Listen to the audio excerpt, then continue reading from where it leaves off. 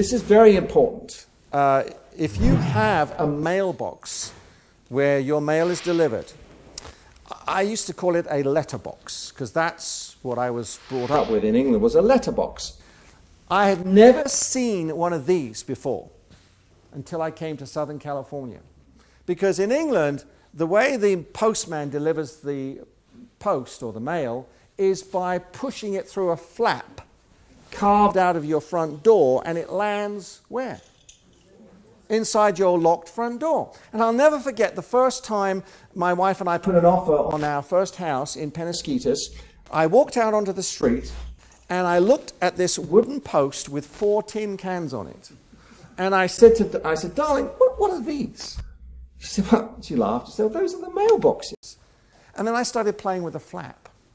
I said, well, what are they supposed to do? She said, well, that's where our mail gets delivered. I said, you're kidding.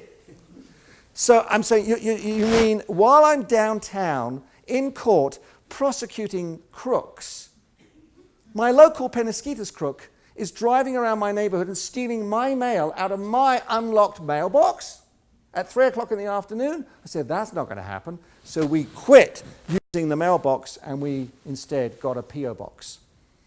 I love a P.O. box. Because as Jim knows, there are times when we upset a lot of people in our profession, and there's a lot of people who don't particularly like us. And so whenever people try to find out where I live, I can always say, I live in a box. It really feels very comforting. So I always tell people, if you have mobility and you have an unlocked mailbox, quit using your mailbox.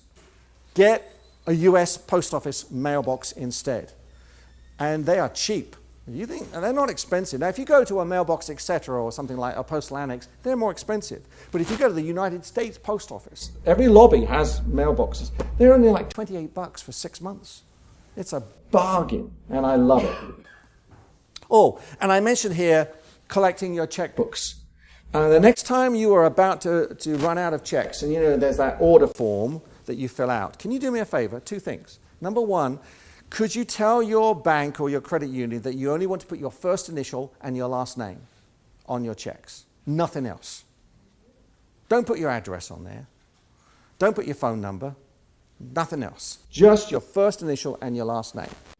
And when you're in Albertsons and you happen to be writing out a check for your produce and they ask you for your phone number, just give them mine, okay? That's fine. So the reason that less information is on your checks is because whoever reads it, I mean, they still have our account number and they have your first and last name, but they don't have any more than that, and that's helpful when they don't have too much information. So the other thing I would ask you to do is pick up your checks from your bank or your credit union. I've had several situations in which the checkbook box has never arrived at the person's front door. Have you noticed in the last 5 to 10 years that these couriers services are getting very lazy? And instead of waiting for you to open your door, what do? They ring the doorbell, they throw it onto the doorstep, and they run as quickly as they can. My wife turned, I won't say what age she was, but she had a birthday on July the 3rd. It was a Friday. We were on holiday. It was a special, because it was the Friday of July 4th, the courts were closed. So I took her out for the day. My son in San Francisco sent her a parcel by FedEx. Beautiful gift, stolen off the front doorstep. These crooks are following the FedEx vans around.